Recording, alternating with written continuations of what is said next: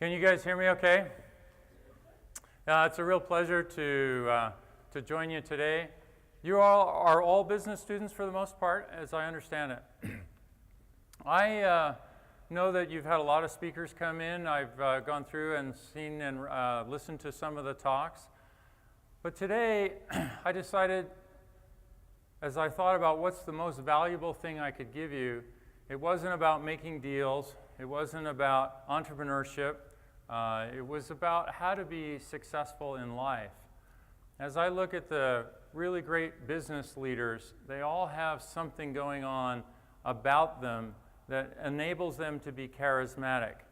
It enables them to be strong enough to do the lonely road of being a CEO, and to be tough enough to withstand the challenges of running a company and having everybody looking to them for leadership. So I thought about this a lot, and as I've had some great climbing experience, I thought I would try to share with you the 7 summits of life. Many of you have come through youth programs and family, and they've been laid out a bit of a roadmap for you to be successful. As you're in college and in the university setting, one of the beautiful things about it is you get to think about your own roadmap for success going forward.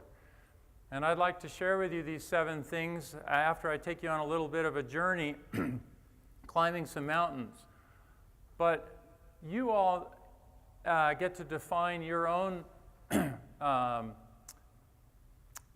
course. And it's one of the things that is very ambiguous and it's hard as you develop your own identity, and yet at the same time, it's one of the greatest joys in our life as we define who we are and what our purpose in life is and how can we be successful. So here is a little bit on the 7 summits. 7 mountains. These are the tallest mountains in each continent. I've been fortunate enough to get through all of them, and I'll have some fun. We'll have a little fun going through them. Obviously, there's a lot of preparation. You can't just go do this. I've climbed a lot of the mountains here in the Wasatch, and the Great White Icicle, and Bridal Veil Falls there on the right, getting ready. And it's a lot of fun hauling 65-pound packs up Mount Olympus and stuff like that. But my journey started in 2005 with a safari in Africa. I had no vision of climbing mountains, but we were over there and we said, hey, let's climb Kilimanjaro. We went and did this trek through the jungle, and it's one of the cool things about Kilimanjaro is you have all of the 7 climate zones, and you're in mud up to your knees basically as you get into the thing. Then as you get up higher, you're going through the snowfield and you see these penitentes, which are kind of these snow formations, which are kind of cool.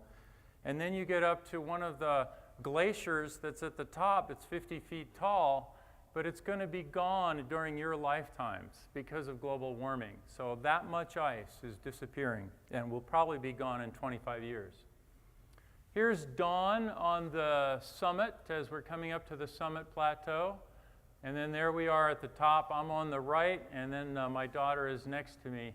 And obviously a little cold and windy, but that was the first one. From there, I did a couple other mountains, and then set my sights on Denali in Alaska. And this is the first real serious mountain. Everything else before that has been kind of like a hike. We set out and trek up this long glacier as we go in, build ice walls at the end of the day, even though you've been tired out from hiking at altitude. But as you can see, we had a storm come in at 17,000 feet, and for 6 days we're in a whiteout. And our packs and things that got left out got buried, but there was some real lessons in mental toughness. If for 6 days you're just stuck, you can't go up, you can't go down. My buddy had altitude sickness, and we really struggled. But then it cleared. We finished hiking. You can see how cold it is on the mountain there. It was actually colder on Denali than it was on Everest. and here we are at the summit. The guy in red, Steve, is my climbing buddy, and the lesson here is that 2 months after this was shot and we had made plans to climb all these other mountains together, Steve died. So you never know how short your life will be, and I hope that all of you are trying to get the most out of it each and every day. Then I started to think, wow, I've done 2 of these. I still have some gas in the tank. I'd like to go try another one. Aconcagua in South America is the tallest mountain there. It's a long hike and trek in through the Andes, and kind of fun as you meet people along the way. Here I am at the top, again honoring my buddy Steve because he wasn't able to join me, but I brought Steve on every other climb.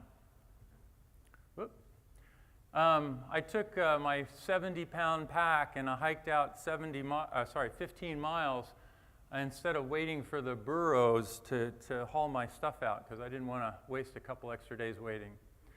So I did Aconcagua, that's 22,800 feet, and then I started to set my sights on Everest. And by coincidence, the guy who runs the climbing expedition over there was skiing in Utah, and we had breakfast. And then I talked to him about, hey, how realistic is this? And he said, Martin, I'll take you on, and you've got to do the work, but I will take you and put you on the climbing team, and I was pretty excited. So that was in February that he said yes, and then in March I'm over in Nepal climbing up this little trail, by the way, is their equivalent of I-15.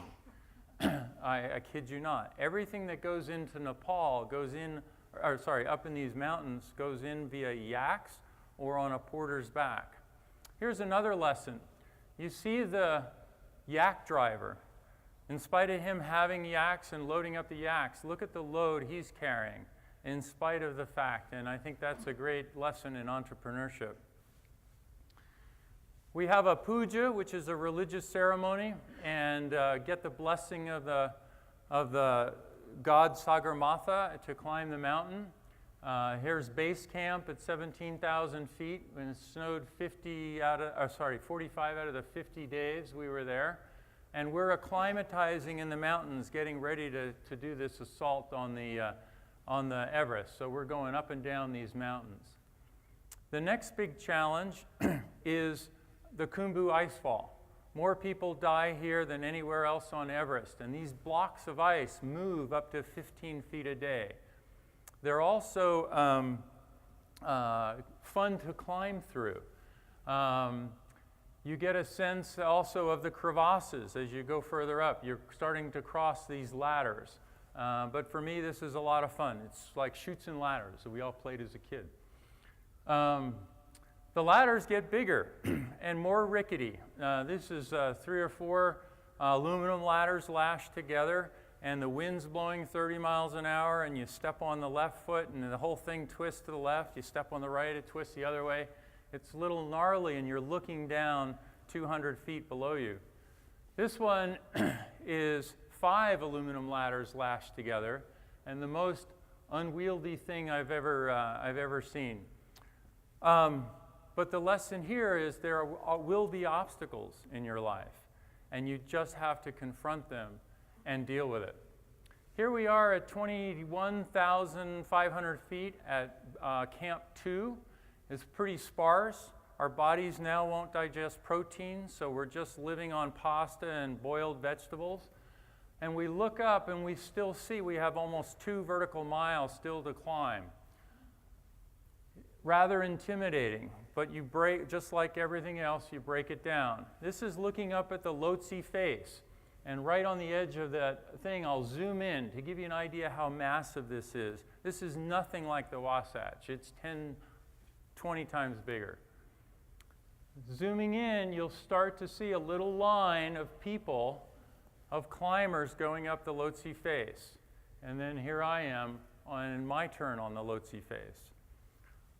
I thought we'd be on the same rope line and we'd all be walking in step. Well, instead, we were walking on our own, and we'd have a common objective every day. And a lesson here is that you can climb alone and not be lonely. You can bring your values and your friends and your support system with you no matter what challenges you face. But as you go forward, it's quite a struggle. You get a sense of how steep that is.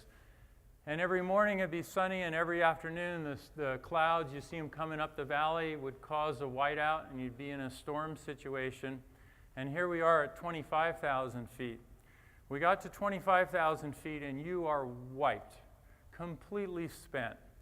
And we had a storm come in, 80-mile-an-hour winds, and we had to go back down to base camp. The other lesson is little things left unattended can really cause you a lot of problems. I had left the zipper open on this blue suit, and because of that and the wind blowing the snow, it packed my left leg, and all of a sudden I couldn't bend my knee anymore, and it was encased in ice. And even though I didn't feel like it, I had to stop and dig all the ice and snow out and get situated. It took a lot of time, but had I not done that, I would have been one of the permanent fixtures on the mountain.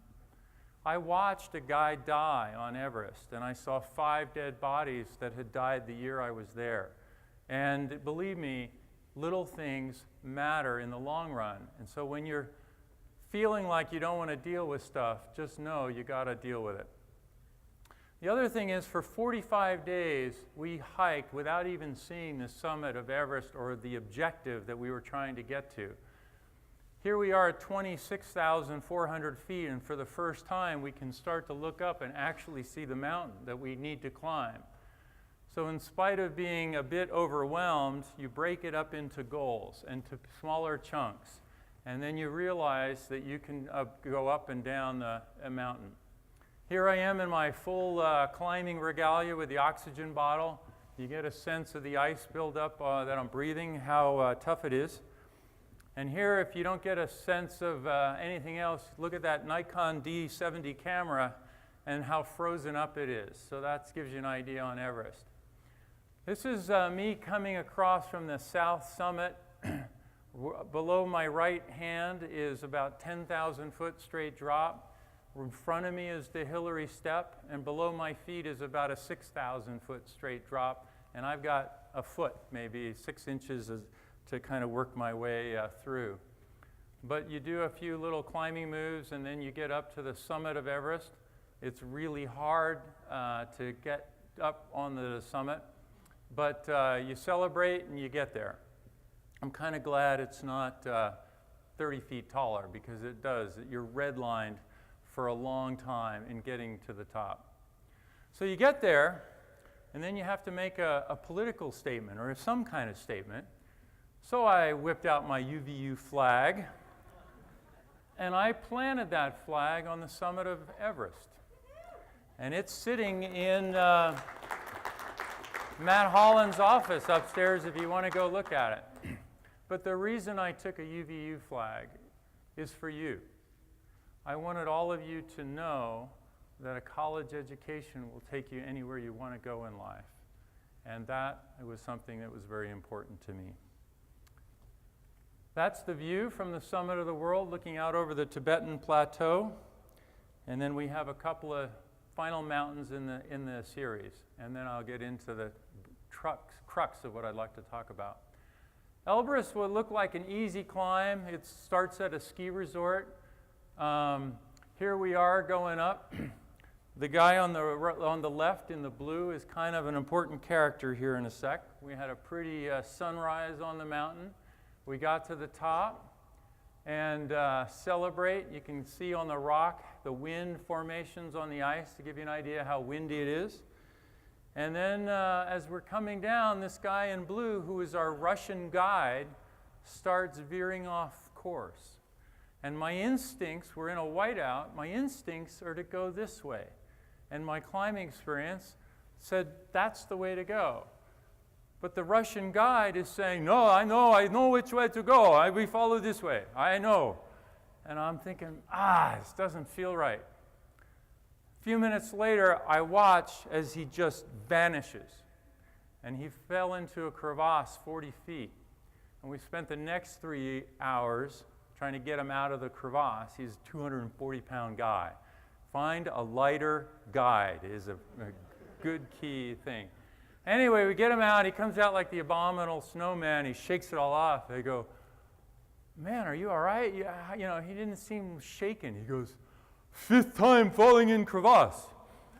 The lesson there is definitely follow your instincts. As you are faced with ambiguous situations, not always knowing the right way to go, think and listen and be careful about just blindly following somebody else. Carten's Pyramid is kind of a cool one in Papua New Guinea. You get to see people like this. Maybe here on campus you've got a few as well, but this is very, I'll call it Aboriginal or very traditional people, and this is how they are.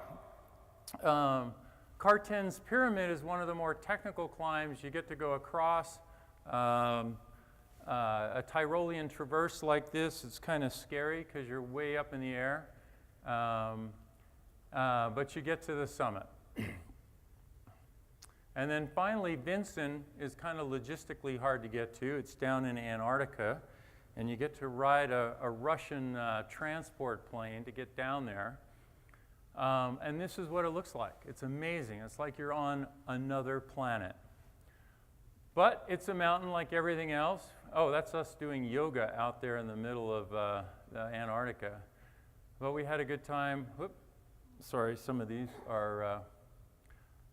we obviously have to build the wind walls, and if you don't put the work in, your tent blows away, and I've seen that happen. Here we are coming up, and then you finally get to declare victory that you've climbed the 7 summits. So as I've had a chance to be out in the mountains and descending from all of this great experience, I really feel blessed to have tried to ponder all of this and what meaning it has in my life. More importantly, I'd like you to think about this in terms of you and the things I have to say. You all are looking up at a big mountain in front of you, and that mountain is, how do I become successful in life? How do I have the abundant life that I've been promised or that I hope to have? And here you are in the corner and you're thinking about this. What's the roadmap to be successful in business and in life? Well, I'd like to give you the 7 things. The first one is live your faith. I can't tell you how important it is that you all have a clear purpose and a vision of where you're going to go and what you're about. You will not be a successful business leader without a core foundational purpose in your life that supersedes the daily transactions of business. At Cisco, I worked for Cisco for many years, was one of the early guys there. Yes, we were about being a successful business, but our mission and vision was to change the way the world lives, works, and plays by rolling out the internet. We had a very strong sense of purpose. Our CEO had a strong sense of purpose as an individual as well as what we created as a company. You all need that as well. By living your faith, it helps you define your own sense of purpose. It establishes those core values and gives you a sense of higher meaning. It can really help drive you forward when it comes to assessing and thinking about your own potential or the potential opportunity. Napoleon said, more than anything, a leader is a dealer in hope. By that, you have to have this broader sense of vision and potential in order to be successful. It also gives you an opportunity to develop your own sense of self-mastery. You cannot be a successful leader unless you have a foundation, unless that foundation is consistent and unmovable. People can follow your value system as you develop a corporate culture And by the same sense, that value system will become a metric for your definition of success. And obviously, expand your sense of self-worth. Number 2, pursue knowledge. I know you all are here to seek a degree, but I wonder how many of you are really in love with learning and have created that as a lifelong process. My hope for you is that you are using your education to expand your opportunities and to really find your true talents and passion. We're going to talk about passion on the next slide, or the couple slides, but I think more than anything, I watched my daughter, I'll share this with you. She's 28. She graduated from Penn State, kind of struggled finding why she should work so hard for some company. And she struggled with this idea of, you know, wow, being a snowboard bum is kind of fun. When do I get started? I took her sailing, and we sailed across part of the Pacific this last year. She came back and said, I want to be a veterinarian. She's now in grad school at the U, focused on becoming a veterinarian. She finally found her interest and passion enough to drive her educational goals and to really define it, who she's going to be in life. Education also prevents you from just being a sheep, another lemming, someone following the pack. You have to break out. I happen to be a guy who goes off and climbs some mountains. I'm comfortable with breaking the mold and yet not breaking the rules. And I hope for all of you that you employ the lessons of history to make sure that you know why you think the way you do. There's some great lessons in the fall of the Roman Empire as you apply them to the United States today and think about what's going on in our society. The other thing, obviously, is decision making. You will make millions of decisions in your life that will lead you towards happiness or away from it. Thinking about your decision-making process and applying that and practicing that and the value construct all starts with education and the ideals that are often espoused by those who've gone before. Education is not the filling of a pail, but the lighting of a fire. Think about that when you're in your classroom.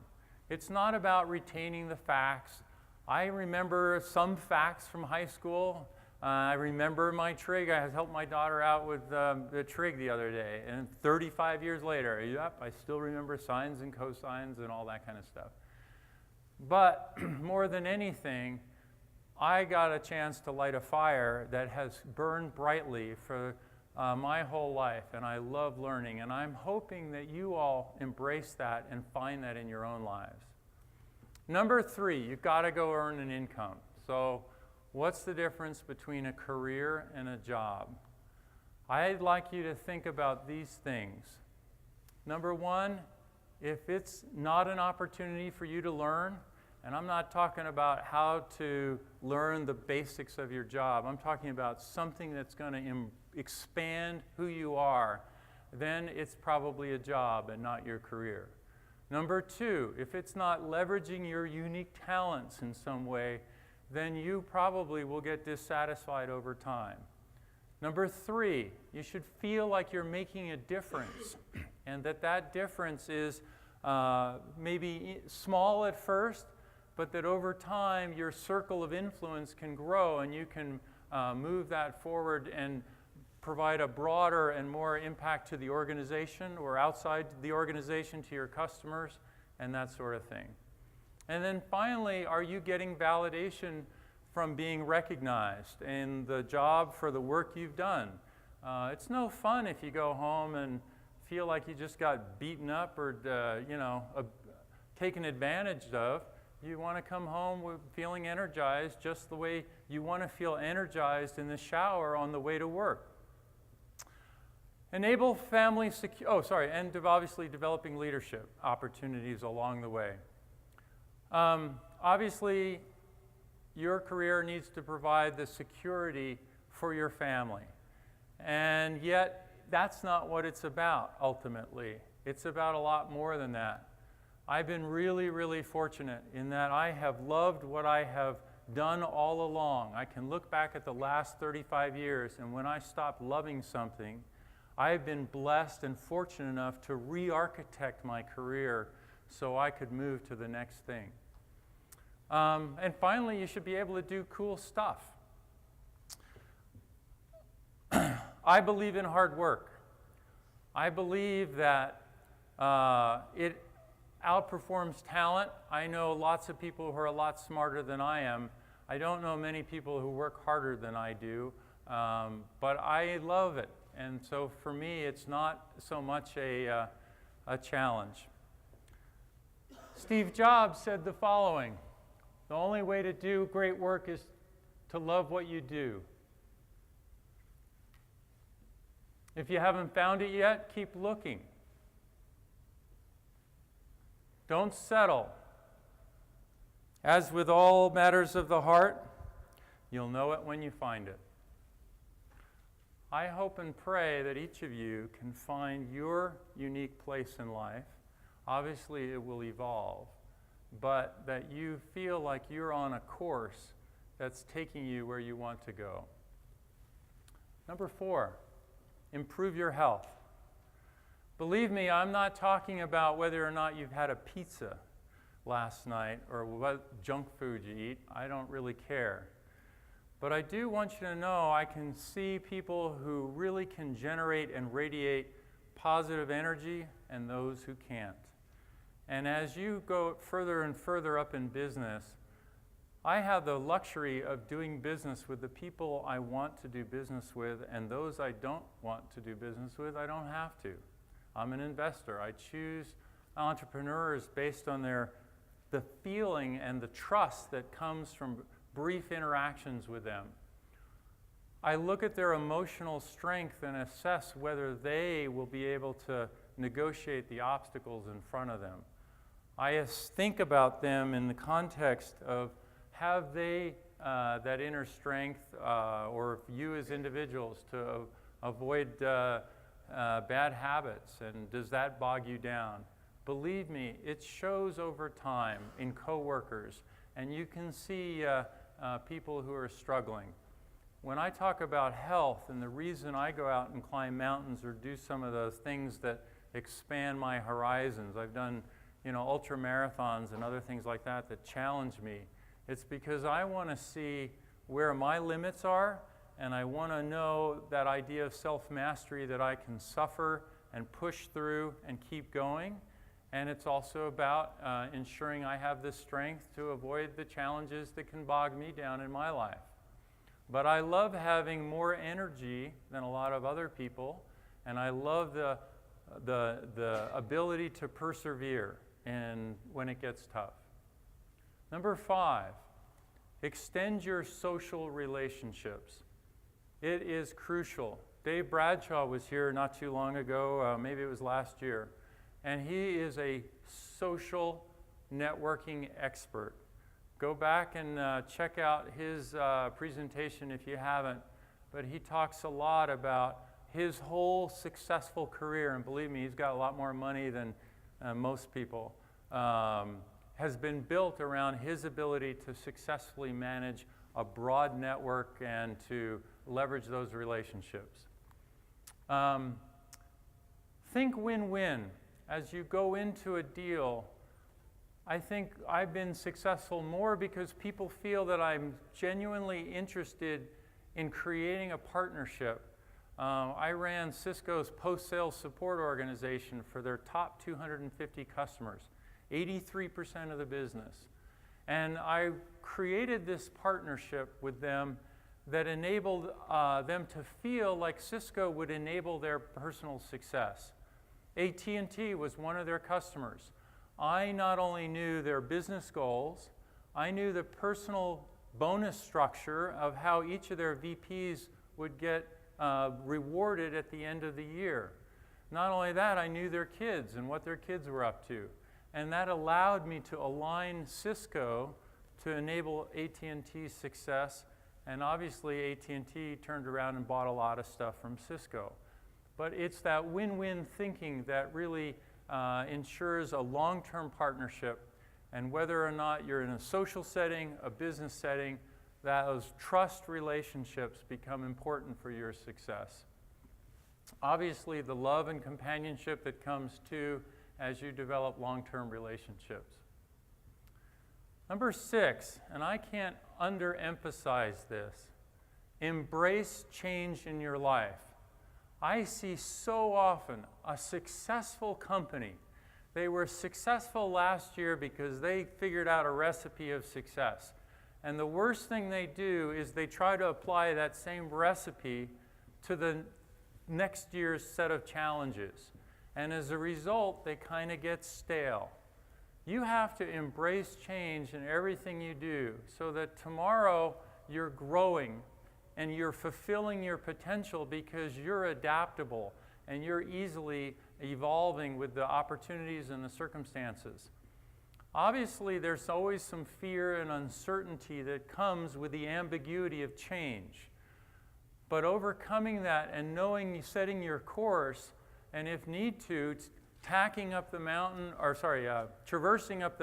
just the way you'd tack in a sailboat becomes important. But that comfort zone of enjoying life as it is, because it doesn't place the demands on you, I submit to you that the joy of accomplishment is much greater than the joy of comfortableness in just lounging around. Oh, sorry. I've had 22 jobs in my career.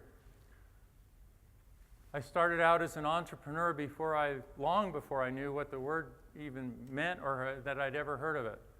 At age 7, I went around with my little red wagon and I collected newspapers because I was too young to have a paper route. And I got $16 a ton at the recycling center. And I saved up with my own money, and at age 9, I bought a sailboat.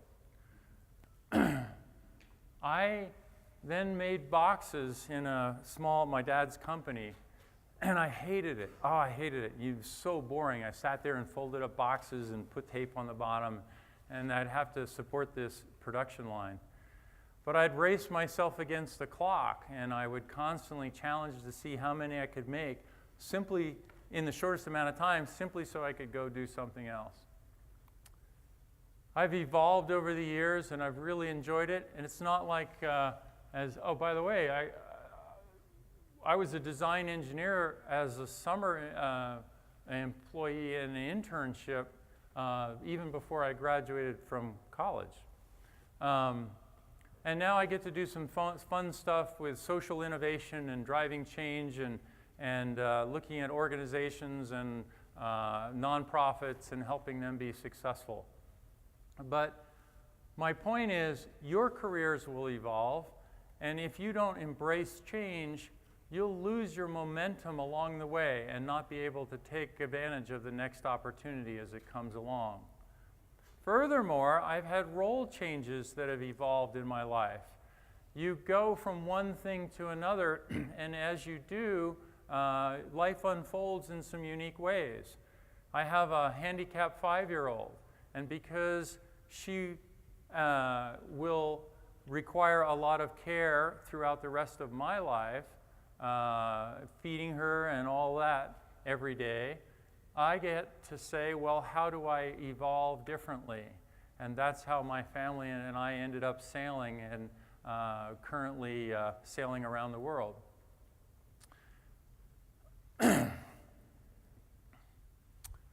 Robert Frost said 2 roads diverged in the wood, and I took the one less traveled by, and that has made all the difference. I know that the recipe of success that you've been given is great to follow. I also know that you will pick times when you'll break away on your own and have to figure out what's your course. And that course will be very unique to you. Everyone else will be on a different course. And do you have the strength to enjoy that journey as you go forward? Number 7, serve and empower others. All the success in life doesn't mean a whole lot unless you are edifying and bringing others along with you. Your greatest joy and satisfaction in life will be raising a family and helping others and the opportunities you have to be an influence for good. Make a difference. Make that a priority in your life, and don't get consumed with making a living that it precludes you from doing some of the things that are of higher value and longer-term satisfaction. By the same token, they look at a lot of the kids coming out of Harvard these days and they look at their life and realize that many of them aren't happy. They've been to Harvard, they're successful in their job, but they've been through divorce, they're estranged from their kids, they paid a price, and for what? You all have the opportunity to think about the balance in your life and how you're going to have that all happen. And do you make a conscientious to make love a core part of your daily life? So those are the 7. Whoop. Sorry. Live your faith. Pursue knowledge. Generate an income. Focus on improving your health. Extend your relationships. Embrace change. And serve and empower others. I know you'll get to the summit. I know you can help others get there, and that you can be a tower of strength for those around you. So here's my question to you. What's your Everest? You know, to my handicapped daughter, Everest would be taking one step, or feeding herself, or saying something. For you all in this room, the sky's the limit. I know that if you apply these 7 principles of success in your life, you will go far. But many times, it's about defining that vision and crystallizing it in your head now, so that as that it will evolve. But it's okay, but that sense of purpose will guide you. And then all the things will come together in your life as it unfolds to help you be successful. I know that to be true, and I know these principles will guide you as I look back on my 35 years out of school. They're what I wish somebody had told me, that they are the foundations. When I go out to dinner with somebody in the business world and have a conversation with them, it's about who they are as an individual. As I think about the guys that didn't make it to the summit of Everest, what happened and why did they not be successful? It's about these 7 issues in their life, that they didn't have the foundation. They were stronger than I was, they were smarter than I was, they were all these different things, but they didn't have the complete package. So that's why I've chosen to share these things with you today. And thank you very much for your time.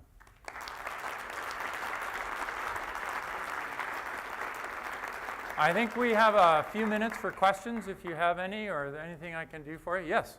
I have a few questions for you. And I really thought about it, and I kind of said this little prayer in my heart. And the words, "feed my sheep," came into my mind. And I thought, okay. And it came again, "feed my sheep." And I felt prompted. I lived on 9th East, or off 9th East, and I walked down a different way home that I'd never traveled, but never walked before. And there behind a garage, a girl had just slit her wrists. I know that it's always about helping others all along the journey. It isn't about money, money, money, and then later retirement. And I would share that with you. Number 2 was Rome versus America. I think I actually did my mission in Rome and had a great time over there. And yet I think their lessons are, the one point I'll make is the fractionalization of America, and rather than the unification of America. Everybody's going their own way, and I'm the left-handed support group or whatever it happens to be, rather than unifying around a common vision of how do we come together to solve some of the big problems we have in life. And as that complacency takes in, you just look at the education in the United States, and we are in for a world of hurt in being able to be influential. What happened recently with Russia, I think, is indicative of our weakening stature in the world, and it's up to the future leaders to make a difference on that. The third part about environmental issues and things like that, as you think about your career, try to catch a wave. I came out of school, and the first wave I caught was the defense sector in the 80s. It was a great ride during the Reagan administration because I could surf that wave, and obviously that created a lot of opportunities. The next wave I saw coming was the internet. And I rode the internet wave, and started at Cisco when we were a handful of guys making 60 routers a week. And when I left, we were 23 billion in sales. That was a wave. There are other waves that are happening right now. You look at the commercialization of the middle class in India and China, and the way we design products in the past has always been about higher capacity, faster, more expensive, and riding this wave up for the US consumer. Now, as we broaden out to a much more globalized marketplace, design for efficiency with lower cost price points and all of that becomes the driving factor as well. So think about those waves and what you can do to catch them. It's probably more important that you catch a wave than it is a particular company that you tie with. Good questions. Anything else? All right. Yeah. So you said you wanted to find out what you were capable of physically. Have you been there yet? It keeps growing. I love adventure racing. Adventure racing is 4 guys and a gal, or 3 guys and a gal out in the woods chasing after some flags that get posted all over the place. And you go, Primal Quest is one that's 400 miles long. You do mountain biking for 150 or 200 miles. You probably trek for 100 miles and kayak for another 100 or so. I enjoy those challenges both because of the teamwork and because it puts a lot of stress. You go 24/7 until the race is done. And they last up to 6 days. You'd be surprised how well you can do with only an hour and a half of sleep and how that all can play out over time. So I don't know, but I keep trying different things and I keep growing in different ways. So I enjoy the team aspects of sailing and taking my family. My wife wasn't a sailor and she wasn't a diver, and now she's diving with manta rays and whales and stuff like that. So we've come a long way. So bringing the whole family along together has been a lot of fun. Besides, I can't go climb mountains by myself anymore. Thank you all very much. I appreciate it. Thank you.